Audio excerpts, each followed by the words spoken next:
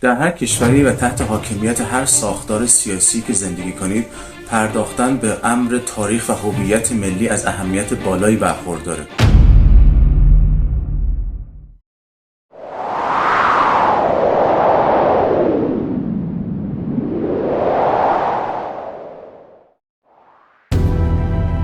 آمریکای 250 ساله با طول عمر کوتاه خودش آنقدر به خوبی توانسته بر روی عناصر هویت بخش ملی نظیر نمادها، سازها و ابنیه و سایر الگوهای بازتاب دهنده هویت ملی کار کنه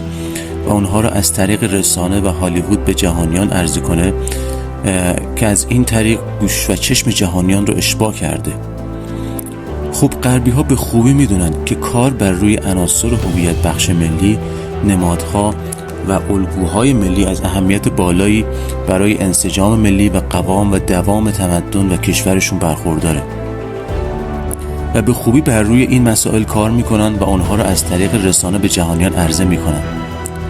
برای مثال ایالات متحده که خود حاصل جمع ملت‌های مهاجر با اقوام بومی متعدد هست، از طریق خلق ارزش‌ها و آرمان‌های ملی واحد اقدام به شکل دادن ملتی واحد کرده. سازها و نمادهای دستساز هم بازتاب دهنده مسیر تاریخی طی شده برای خلق آرمان‌های ملی هستند. در سفر به تاجیکستان، اونچه که شما در زمینه پرداختن با مؤلفه‌ها و عناصر هویت بخش ملی در ایران مورد غفلت واقع شده رو به وضوح میتونید ببینید که چقدر خوب در این کشور در حد ظرفیت و توان موجود مورد توجه قرار گرفته. تاجیکستان این نمادها و الگوها رو نه تنها در خود کشور بلکه فراتر از آن به جهانیان عرضه کرده. در حالی که ایران جمعیتی 90 میلیونی و بودجه و سرمایه بزرگ و نیروی انسانی کارآمد عظیمی داره، این تاجیکستان برادر تمدنی ما ایرانی ها بوده که با جمعیتی نزدیک به 10 میلیون و بودجه و سرمایه‌ای به مراتب کمتر از ایران تونسته به خوبی و در حد توان خودش اون وظیفه ملی و بار سنگین تمدنی که بر دوشش قرار داشته رو حمل کنه و این میراث بزرگ رو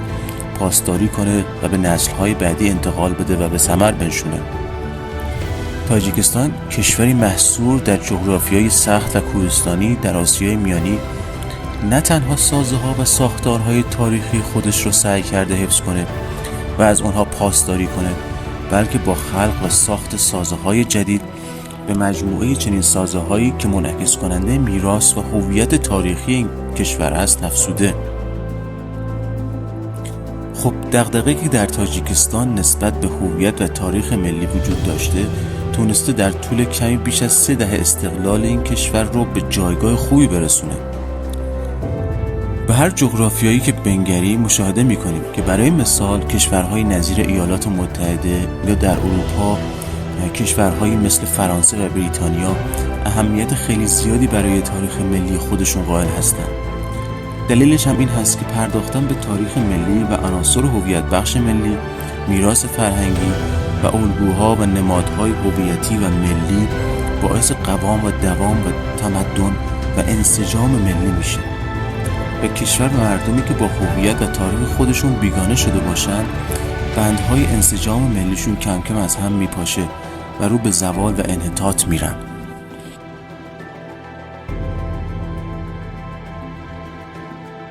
خب این از اهمیت بالایی برخوردار هست که ما بتونیم همون گونه که تاجیکستان در حفظ و پاسداشت میراث فرهنگی و انتقال اون به نسل‌های بعد